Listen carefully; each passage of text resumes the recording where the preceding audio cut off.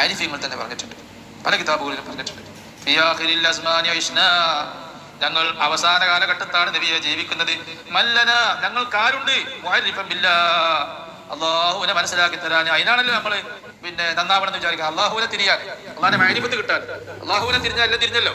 അപ്പൊ അള്ളാഹുവിനെ മനസ്സിലാക്കി തരാന്, മഅരിഫത്ത് തരാൻ ഞങ്ങൾക്കാരുണ്ട് നബിയെ. മെൻ ഞങ്ങൾക്കാരുണ്ട് ലൗലാക്ക, അങ്ങില്ലെങ്കിൽ പിന്നെ ആരുണ്ട്? അതുകൊണ്ട് അങ്ങിലാണ് ഞങ്ങളുടെ പ്രതീക്ഷയല്ല. അങ്ങനെ മൗലിദ് ഓതുന്നുണ്ട്. അത് പറഞ്ഞ് മൗലിദ് ഓതുമ്പോ നമ്മളതിന് പറ്റിയ ആൾക്കാരാണെങ്കിൽ മുത്തുനബി അങ്ങോട്ട് എത്തിച്ചു തരും, അല്ലെങ്കിൽ മുത്തുനബി നമ്മൾ നിയന്ത്രിക്കും. എങ്ങനെ? നമ്മൾ ഈമാൻ സലാമത്താവുന്ന വിധത്തിൽ നിയന്ത്രിക്കും. എന്നല്ലാതെ നന്നാവാൻ വേണ്ടി ഒരാൾ തീരുമാനിച്ചു ഞാൻ 100 ഇസ്തിഗ്ഫാറും 100 തഹ്ലീലും അങ്ങനെ ഒരു പ്രത്യേക ദിക്ർ തെരഞ്ഞുണ്ടാക്കി പ്രത്യേക ദിക്റും പതിവാക്കാൻ തീരുമാനിച്ചാല്, അങ്ങനെ ഒരു ത്വരീഖത്ത് ഒരാൾ ഉണ്ടാക്കിയാല് അതൊരിക്കലും വിജയിക്കൂല. അത് പാടില്ല.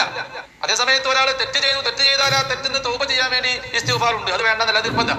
അത് വേണ്ടെന്നല്ല പറയുന്നത്. തെറ്റ് സംഭവിച്ചാൽ ആ തെറ്റിന്ന് തൗബ കിട്ടുന്നത് വരെ, പൂർണ്ണമായി മനസ്സ് തൗബ ചെയ്യുന്നത് വരെ ഇസ്തിഗ്ഫാർ വർദ്ധിപ്പിക്കണം, ലാ ഇലാഹ ഇല്ലല്ലാഹ് എന്നുള്ള ദിക്ർ വർദ്ധിപ്പിക്കണം. അങ്ങനെയൊക്കെ ഉണ്ട്. പക്ഷേ ഒരാൾ ഒരു പ്രത്യേക ത്വരീഖത്തിന്റെ രൂപത്തിൽ, അതിനാണ് ഈ ത്വരീഖത്ത് എന്ന് പറയുന്നത്, ഒരു പ്രത്യേക ദിക്ർ സെലക്ട് ചെയ്തെടുത്തു.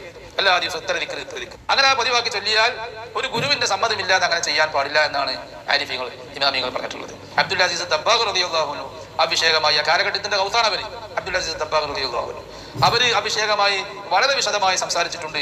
ഏത് ദിക്റാണെങ്കിലും ആ ദിക്റുകൾ തെരഞ്ഞെടുത്ത് പതിവാക്കി ചൊല്ലിയാൽ, ഒരു ഗുരുവിന്റെ സമ്മതമില്ലാതെ ചൊല്ലിയാൽ പിശാച്ച് ഇടപെട്ടും, പിശാച്ച് വസ്വാസാക്കും, പിശാച്ചിന്റെ ദുർബോധനം ഉണ്ടാവും. അത് ചൊല്ലുന്ന വ്യക്തിക്ക് ഞാൻ ഔലിയായി എന്ന് തോന്നും.